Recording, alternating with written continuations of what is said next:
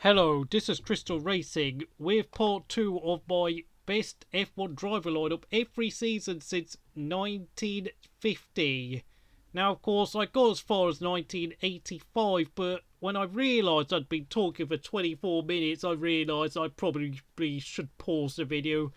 So for those of you watching, I pretty much went through all the old school clan where, like, the Alfa Romeo, Ferrari, Mercedes, Van Moor, Cooper, all popped up many times. Brabham's team popped up a few times. Tyrrell has popped up many times. And of course, Renault also got mentioned. So here is part 2 of this video, 1986 and 1987. Williams, Mansell and Piquet. It's not even a contest, to be honest. I mean, you could give out a shout out to Benetton's lineup of Berger and Tail Farby in 1986, but Tail Farby was only really good in qualifying, so Williams take it for me. Although I will give a shout out for Ferrari's lineup in 1987 when he had Berger and Alberto, but most of the strength of their lineup really laid with Gerhard Berger. And as for McLaren in 1986 and 87, with Niki Lauda retiring, they had Keke Rosberg in the number 2 seat, but he really underperformed. And of course, Stefan Johansson likewise didn't do much better in 1987 alongside Alan Prost. 1988 and 1989, by far the most obvious inclusion in this list, it is McLaren's lineup of Ayrton Senna and Alan Prost, 2 Drivers' World Championships, 2 Constructors' Championships, 25 race victories and 30 pole positions. It doesn't even. This is by far the greatest driver lineup in the whole history of Formula 1. But of course, the infighting, the mind games, and the you did this and you did that, along with, of course, the collision at Suzuka 1989, meant that this driver lineup was never going to last more than 2 years. But my goodness me, had it not been for John Louis Schlesler taking Ayrton Senna out in the 1988 Italian Grand Prix, McLaren could have well have been the first team in F1 history to win every race within a Grand Prix season in 1988. But of course, as it was, Ayrton Senna was taken out, and of course Ferrari took a 1-2 with Gerhard Berger and Michele Alboreto in the first race since Enzo Ferrari's death. 1990, Ferrari had the best driver lineup with Nigel Mansell and Alan Prost, with of course Prost leaving McLaren.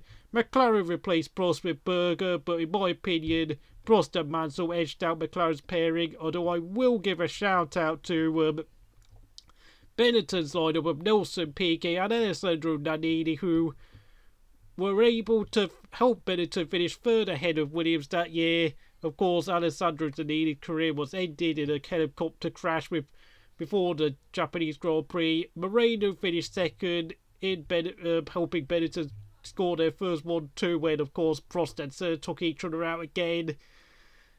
But having said that, of course, Nannini, for me, despite his only Grand Prix win being in the 1989 Japanese Grand Prix, in which some saw as very undeserved, for me, Nannini's one of the most underrated drivers in F1 history. 1981 and 1992, Gerhard Berger and Ayrton Senna were the best driver lineup on the grid at this point.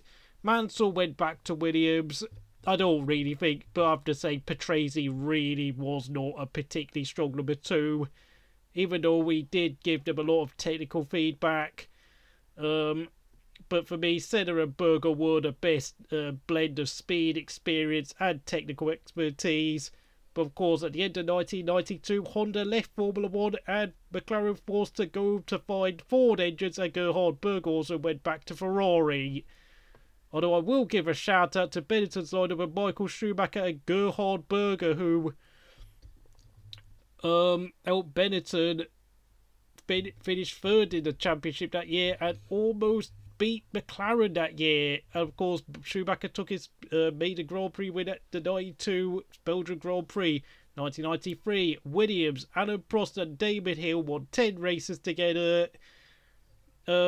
I don't really think there's much of a contest, to be honest, in terms of who really had the best driver lineup of the grid. I mean, Sauber had a fairly decent lineup with Cole Wegliger and JJ Leto, but truth be told, I just can't really see anyone else. I mean, possibly Lotus with Johnny Herbert and Alessandro Zanardi, but again, I just don't quite think they had the sheer talent level of Prost or Hill, and of course, Prost won his fourth world title and subsequently retired from Formula One when, of course, Williams gave him an ultimatum saying that the only way you can continue to 1994 with us is if you accept Ayrton Senna of your teammate. Prost refused, saying that he had seen enough in his time with Senna at McLaren, and Adam Prost waved goodbye at the end of 93.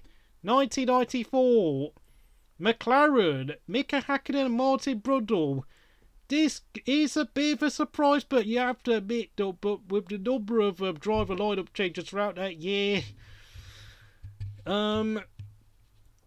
for me, Ferrari, of course, had a few issues with John Alesi getting injured early on in a testing accident. Benetton had all sorts of issues with their number 2 drivers. JJ Leto being severely injured at a testing crash, getting replaced by Jos Verstappen, who struggled to perform.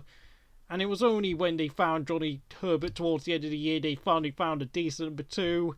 Williams, of course, as we all know, suffered the death of Ayrton Senna and replaced him with David Coulthard, who surveyed struggling throughout the year, meaning that McLaren, in my opinion, had the best driver lineup. But Tyrrell, for me, deserve a shout out because, of course, their lineup of Yukio Katayama and Mark Blundell did wonders in their 0-20 chassis that year. I mean, Mark Blundell scored a podium at the Spanish Grand Prix, and Yukio Katayama probably should have scored a podium at the German Grand Prix had his throttle not broken in the first 5 laps of that race. And I have to say, Katayama drove a brilliant season, drove very well that year, but of course, he did pick up back cancer after that year, and he never really drove that well ever again. Whilst Mark Blundell was able to win a seat at McLaren for the following year. But of course, despite his performances alongside Hakkinen meant that frankly, he left Formula One shortly afterwards. 1995, Benetton, Michael Schumacher, Johnny Herbert. Now, I will admit the next 2 inclusions are literally only going to be because of how strong Michael Schumacher was, rather than whether his number 2 driver was that good. But Johnny Herbert was a capable number 2. He helped the team win the Constructors' Championship that year, but Michael Schumacher's brilliance means that Benetton's pet driver lineup is automatically put much further ahead of the likes of Ferrari, Williams, who of course David Coulthard was a more experienced, mature driver at this point, but still very error prone. Although I will give a shout out to Jordan's lineup of Rubens Barrichello and Eddie Irvine, who of course would later go on to be Ferrari number 2s. And of course they picked up a 2-3 podium finish at, of course, the Canadian Grand Prix, of course, behind John Alesi, who took what was to be his only ever Grand Prix win for Ferrari. 96, 97 and 98, Michael Schumacher and Eddie Irvine at Ferrari were, for me, the best lineup of the grid. Of course, some would argue McLaren had a little better lineup with Hakkinen and Coulthard due to the fact that they were a bit more balanced with those 2 drivers, but Schumacher's sheer brilliance for me really does sort of outweigh what McLaren had during this time period.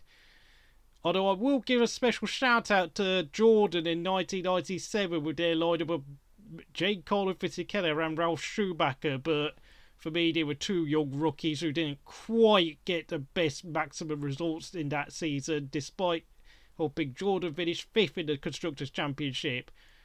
Of course, I will also give a shout out to Jordan once again for 1998 with their lineup of David Hill and Ralf Schumacher. Of course, they finished 3rd in the Constructors' Championship, partly thanks to their 1-2 finish at the Belgian Grand Prix, but David Hill was beginning to get on a bit by this point. 1999, McLaren, Mika Hakkinen and David Coulthard. Now, of course, Schumacher missed out half of the season with a leg injury. And I think, while Stewart had a decent lineup with Barrichello and Johnny Herbert, I kind of think McLaren at this point were beginning to now had the best lineup due to the fact that, of course, Ferrari already had Michael Schumacher for 10 races, and Mika Sala was decent, but he did have a few difficult races here and there. So for me, McLaren win the award for 99. 2000, 2001, 2002 and 2003, Ferrari had the best driver lineup with Michael Schumacher, Rubens Barrichello. They set new records. Michael Schumacher went on to win many races. Barrichello was a very good number 2. I don't really need to go through the story yet again. It's a bit boring, if you ask me. Although I will say a special mention goes to Jordan with their lineup of Heinz-Held Frentzen and Jarno Trulli. But of course, Heinz-Held Frentzen got sacked halfway through 2001 due to his decline. Whilst Jarno Trulli kept putting off many great qualifying performances, but saw many great race results disappear due to mechanical issues. And a special mention goes out to Williams and their partnership of Juan Pablo Montoya and Ralf Schumacher, were both very quick but quite inconsistent. And of course, Montoya was fairly unlucky during 2003 with the engine failures he suffered with BMW during this time. And he arguably could have been a 2003 world champion, but as we all know, of course, it all went up in smoke at the US Grand Prix when he took out Rubens Barrichello and got a drive-through penalty, struggled in the wet with the Michelin tyres, and saw his chances of winning the title disappear with one race to go before Japan. 2004, Renault, Fernando Alonso and Jarno Trulli. I will say Jarno Trulli really came of age this season, but of course when he got winning the Monaco Grand Prix and getting a few podiums here and there and outpacing Alonso, but when he got overtaken by Rubens Barrichello for the final podium place at the French Grand Prix, he never scored another point again at Renault, and then of course he got sacked with 3 races to go. But for me, Renault had the best driver lineup that year. 2005, McLaren, Kimi Raikkonen and Pablo Montoya. They really should have won the Constructors' title that year. Of course, Kimi Raikkonen should have been world champion, but of course, countless engine failures cost his team. Juan Pablo Montoya suffered a shoulder injury earlier on in the season, and whilst, yes, he did go on to win 3 races, he also screwed up at Turkey and at Belgium when he collided with Thiago Montero and Antonio Pizzoni when he was lapping them. And frankly, I think they ended up losing the Constructors' title by 5 points just because of all these silly mistakes. 2006, and this might be a bit of a surprise, but for me, it was Honda who had the best driver lineup. Jenson Button and Rubens Barrichello by far the most balanced and consistent lineup on the grid. Felipe Massa replaced Barrichello at Ferrari, but he was arguably a little bit too green and a bit too youthful to. And I will say some of his mistakes did arguably cost Ferrari the Constructors' Championship that year. Renault's partnership of Fernando Alonso and Giancarlo Fisichella was decent, but Fisichella really was very average during 05 and 06, I've got to say. And for me, means that, well, Renault missed out on the award for 05 and 06, in my opinion.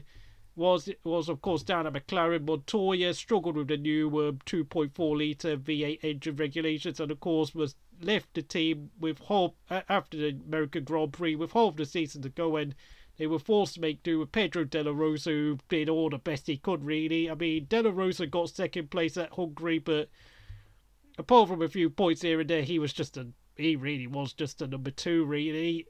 2007, McLaren, Lewis Hamilton and Fernando Alonso. They had they really did look like a new modern day Alan Prost versus Ayrton Senna type partnership, but they failed to win a championship in either the drivers or the constructors title because of course Spygate happened. And of course as a result they took advantage of Ferrari, and Kimi Raikkonen took advantage of the infighting. Kimi won his only world title that year at Brazil by just 1 point, whilst Ferrari won the Constructors' Championships thanks to, of course, McLaren being disqualified from the Constructors' Championship thanks to Spygate. 2008, BMW Sauber, Robert Kubica and Nick Heidfeld. A very underrated driver lineup, I may say. They picked up the team's only ever won 2 at the Canadian Grand Prix, with Robert Kubica taking his only ever Grand Prix victory. But for me, with the numerous podium finishes, as well as a pole position for Kubica at Bahrain, For me, they were bad. He had a better lineup of McLaren, who of course replaced Alonso with Kovalainen, who just really wasn't good enough. And they edged out Ferrari's lineup of Raikkonen and Massa, who of course were both Raikkonen really had an inconsistent year, and Massa just missed out the championship in that famous Hollywood end finish at Brazil. 2009 and 2010, Red Bull, Sebastian Vettel and Mark Webber. Mark Webber came of age, took 6 Grand Prix wins during these 2 seasons. Sebastian Vettel, as we all know, won the championship in 2010. Of course, the second, of course, was Red Bull started 2009 off slowly. They took a 1-2 at China, but of course, it was only until Silverstone they really came to their own. But of course, by that point, Braun had taken a massive points lead and won the championship easily that year. But in 2010, despite all the mechanical failures and mistakes, and of course the clash between Vettel and Webber in Turkey, Red Bull clearly had the best driver lineup on the grid during these 2 seasons. 2011 and 2012 McLaren, with their lineup of Lewis Hamilton, Jenson Button. Obviously, Red Bull and Vettel won the championship easily in 2011 due to how fast their cars was, but Mark Webber was beginning to decline at this point, and for me, Hamilton and Button were clearly the best driver lineup on the grid, despite not winning a championship between the pair of them during this time, due to mechanical failures, and of course a lot of bad pit stops during 2012. And of course, because of this, it meant Lewis Hamilton decided to take a gamble and go to Mercedes in what has turned out to be the greatest driver move in the history of Formula 1. Everyone was saying, oh, what a stupid idea it was for Lewis Hamilton to go to Mercedes, but look who's laughing now, eh? 2013, 2014, 15 and 16, Mercedes, Lewis Hamilton and Nico Rosberg were the best driver on the grid in my opinion. 3 Drivers' Championships, 3 Constructors' Championships,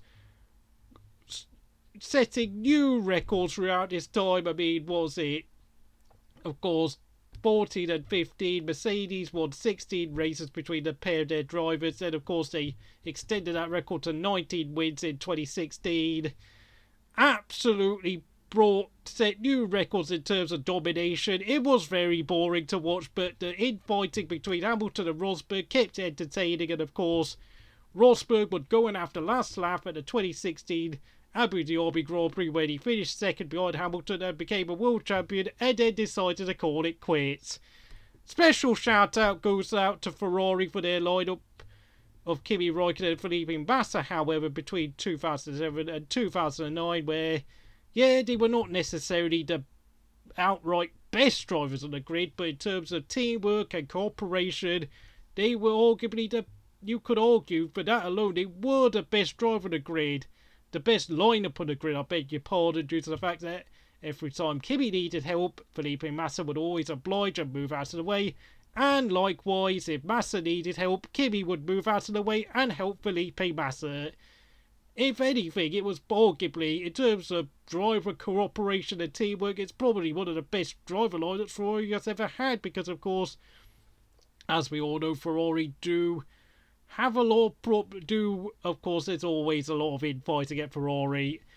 2017 and 20, of course, another shout out, special mention also goes to McLaren for their lineup of Fernando, Alonso and Jenson Button between 15 and 16. Unfortunately, of course, with the new Honda engine, they couldn't really take advantage due to how bad the car was, how unreliable the Honda engine was, and Jenson Button decided to quit F1 at the end of 2016, and they replaced it with Stoffel Vandoorne, who really struggled. 2017 and 2018, Red Bull's lineup of Max Verstappen and Ricciardo for me, the best lineup on the grid. I'm trying to think. They won 7 races between the pair. They finished third in both championships, in the Constructors' Championship.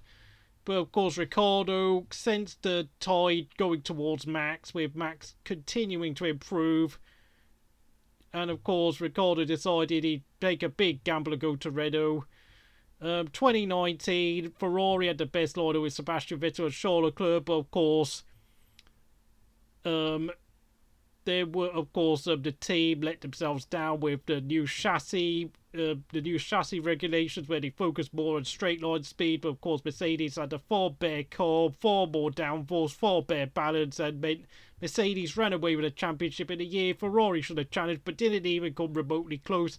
And of course the season-ending clash between Vettel and Leclerc at the Brazilian Grand Prix pretty much spelt the writing on the wall for Sebastian Vettel's future at Ferrari, which was of course P45. 2020, of course, a special mention goes to Renault for their lineup during 2018 and 2019, with Nico Hülkenberg being paired up with Carlos Sainz for 2018 and being paired up with Daniel Ricciardo for 2019. I think they finished fifth in both Constructors' Championships, but unfortunately, of course, Nico Hülkenberg's performances during 2019 ended the end of his full-time career in Formula 1. 2020, McLaren had the best driver lineup with Carlos Sainz and Lando Norris. Consistent, always scoring points, even when their car wasn't that quick. Their two drivers worked extremely well on and off the track. You know, great friendship off the track, great teammates on the track. Yes, in spite of, Netflix trying to make it look like they had a big rivalry, which was absolute BS, they were a fantastic partnership. They finished fourth in the 2019 Constructors' Championship and then finished third in 2020. And a special mention goes out to the horse pairing of Kevin Magnussen and Romain Grosjean during 2017 to 2020. Yeah, they made a lot of mistakes. They arguably drove over the limit far too many times, but they arguably outperformed the horse they were given during those 4 years where, as we all know, of course, Haas are really struggling now.